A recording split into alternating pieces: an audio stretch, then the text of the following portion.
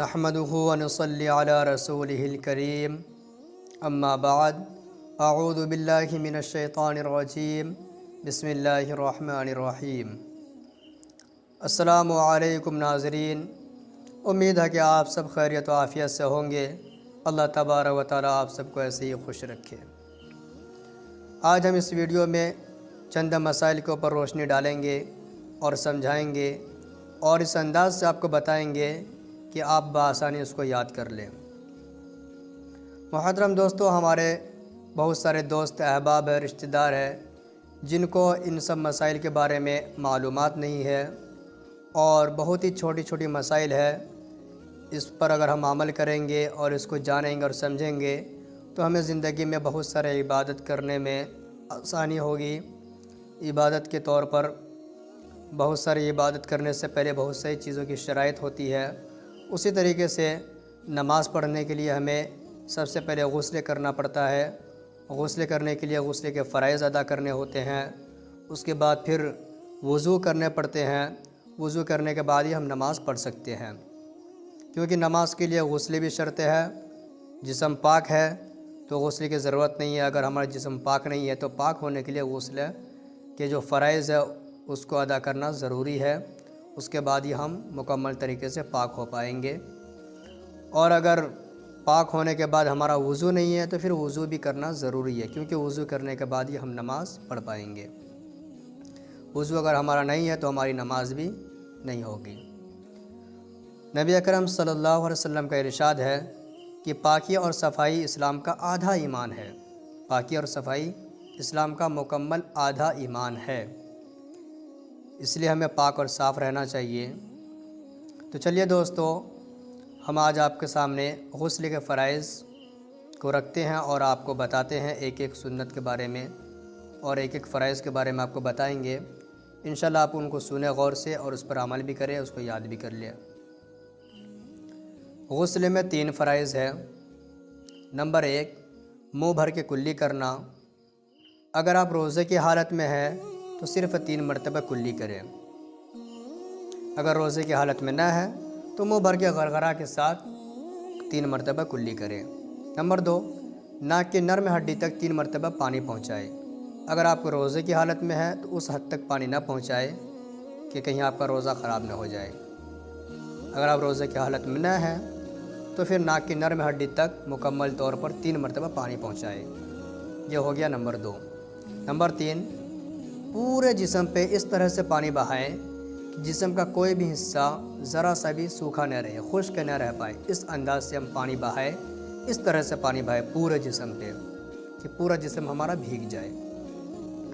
تو یہ ہیں غسل کے فرائض جو آپ کے سامنے ہم نے رکھا ہے، اور ہمیں امید ہے کہ آپ اس کو یاد کر لیں گے اور اس پر عمل بھی کریں گے، کیونکہ غسل کے جو فرائض ہے اس کا ہونا ضروری ہے۔ جب آپ ناپاکی کی حالت میں ہوں تب، اگر آپ پاک ہیں تو پھر کرنا ضروری نہیں ہے، آپ اسی طریقے سے بھی نہا سکتے ہیں، غسل کر سکتے ہیں۔ تو چلیے دوستو، اب ہم چلتے ہیں وضو کے فرائض کی طرف۔ وضو میں 4 فرائض ہیں اور ان چاروں فرائض کا ادا کرنا ضروری ہے۔ کوئی ایک بھی فرائض اگر ہمارا چھوٹ جاتا ہے تو ہمارا وضو مکمل طور پر نہیں ہوگا۔ تو چلیے دوستو، ہم وضو کے فرائض کو بھی جان لیتے ہیں۔ وضو میں 4 فرائض ہیں۔ نمبر 1، دونوں ہاتھ گٹوں تک دھونا۔ اس کے بعد 3 مرتبہ کلی کرنا، ناک کی نرم ہڈی تک 3 مرتبہ پانی پہنچانا، اور اس کے بعد پورے چہرے کو اس طرح سے دھونا، ایک کان کی لو سے دوسرے کان کی لو تک، اس کان کی لو سے لے کر اس کان کی لو تک پورا چہرہ دھو لینا، پورے چہرے کو۔ اگر آپ کے چہرے پر داڑھی گھنی ہے تو اس میں بھی پانی ہاتھوں سے اس طریقے سے مار لے اور نیچے تک ہاتھ کے ذریعے اس طریقے سے اور پانی پہنچا دے، تاکہ کوئی بھی جگہ آپ کا سوکھا نہ رہے۔ یہ ہو گئی نمبر 1۔ نمبر 2، دونوں ہاتھ کوہنیوں سمیت دھونا۔ یہ کوہنی ہے، اس کو ہم کوہنی کہتے ہیں۔ دونوں ہاتھ کوہنیوں سمیت دھونا، چاہے آپ کا 2 مرتبہ میں پورا مکمل طریقے سے دھل جائے، چاہے 3 مرتبہ میں دھل جائے، دونوں ہاتھ کو کوہنیوں سمیت ہمیں دھو لینا ہے، اور کوئی بھی جگہ سوکھی نہ رہ پائے۔ اس کے بعد نمبر 3 پہ آتا ہے چوتھائی سر کا مسح کرنا۔ چوتھائی سر کا مسح کس طریقے سے ہم کریں گے؟ ہاتھ ہمارے بھیگے ہوئے ہوں گے، اور اس کے بعد ये 3 उंगलियों को लेकर सर पे इस तरीके से हम फेर लेंगे पीछे तक हम इस तरह से फेर लेंगे। उसके बाद हमारा ये पीछे वाला हाथ का हिस्सा अभी पानी से भीगा हुआ है। उसके बाद इसको इस तरीके से गर्दन पे हम लगाकर टच करते हुए फेर लेंगे। उसके बाद हमारा शहादत का उंगली बच जाता है और ये अंगूठा, इसको कानों के अंदर डालेंगे इस तरीके से और इस तरीके से करते हुए फिर अंगूठा हमारा बचता है, इसको कान के पीछे इस तरीके से लगा देंगे हम। ये हमारा चौथाई सिर का मसा पूरा हो गया। उसके बाद लास्ट का जो है दोनों पैर टखनों समेत धोना, घुटना नहीं टखना समेत। बहुत सारे लोग को ये समझने में गलती हो जाती है कि घुटना क्या है टखना क्या है। टखना उसको कहते हैं जो आप पायजामा वगैरह जो आप पहनते हैं या तहबंद वगैरह जो आप पहनते हैं, और हदीसों में आया है कि तहबंद या पायजामा वगैरह आप अपने टखनों से ऊपर पहने।